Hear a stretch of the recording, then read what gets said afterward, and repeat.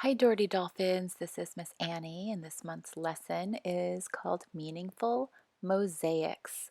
The artist is Marc Chagall, and he was born in 1887 in Russia and died in 1985. He was almost 100 years old.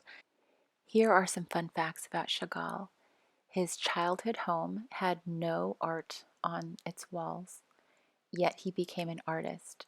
He is also an artist that is so famous and so celebrated that his work sells for millions of dollars. In fact, in 2017, he had one of his paintings sold for $28.5 million. The last fun fact is that in 1909, Chagall married the person that he liked painting the most, and her name is Bella Rosenfeld that you see in this photo. He would put Bella in a lot of his paintings where she was floating in the air because he believed that her love made her defy gravity. In fact, the painting that he sold for $28.5 million is a painting of Bella. This is one of Marc Chagall's most famous oil paintings. It is called I and the Village, and he completed it in 1911. And this is a huge painting. It's over 6 feet tall, and it's being shown right now in New York City. It is considered a self-portrait because a lot of it is about his hometown in Russia.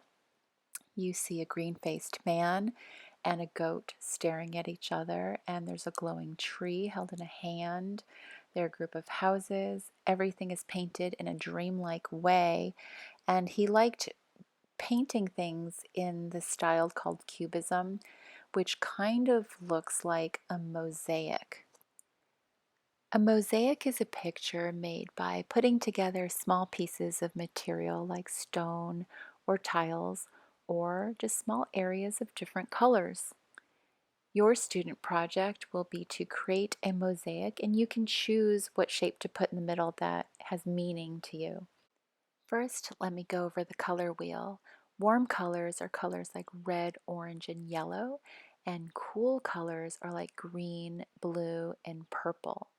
Now let's get started. Step one is to draw your special shape, and I chose a heart for Valentine's Day. And step two is to draw your lines, and they could be straight or curved, and they can go right through your special shape. Step three is to color inside the shape with warm colors. I used watercolor, and again, those are colors like red, orange, and yellow. And step four is to color the rest of it with cool colors. So those are like blues and greens and purples. It doesn't have to be perfect, and you can reverse it if you want, if you wanted to do cool colors in your shape. The reason why I chose to do warm and versus cool colors is that way your shape really stands out. And now I'm all done. This is my final mosaic. And when it was dry, I signed the bottom, so don't forget to do that.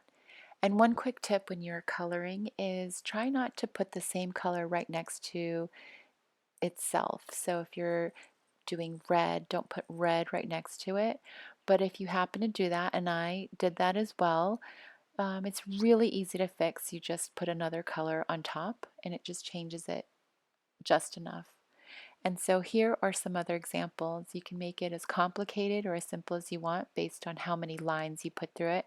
My oldest, Malia, made hers a lot more complicated. She drew a camera for her meaningful shape, and she drew a lot of straight lines for her background, and she did this with colored pencils.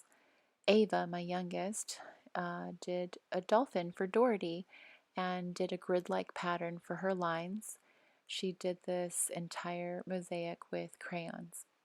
Thanks for watching, and I can't wait to see what your mosaic looks like.